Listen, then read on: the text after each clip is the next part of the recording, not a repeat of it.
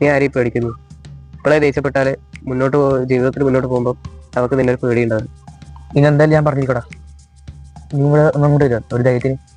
എടി നീ ആരതിന്റെ വിചാരം? നീ ഇപ്പാണ് ഒരാൺകുട്ടിയാന്ന് വിളിച്ചത്. അങ്ങനെ പറഞ്ഞേ. നീ അവളെ വിളിച്ച് കാര്യം പറഞ്ഞില്ലേ? അതിന് ഞാൻ അവിടെ വിളിച്ചില്ലല്ലേ, ചെറിയൊരു പ്രാക്ടീസ് ചെയ്ത് നോക്കിയതാ. നീ ഒരു കാര്യം ചെയ്യും, അവളെ റിയൽ ആയിട്ട് വിളിക്കും. ഇനി ഒറിജിനൽ ആയിട്ട് വിളിക്കാം. ഹലോ, എന്തേ പറയാമെന്ന് പറഞ്ഞു. ഇനിയിപ്പോ ഞാൻ ഒറിജിനൽ വിളിക്കാൻ പോവാ. ഹലോ, എന്താ ബേബി?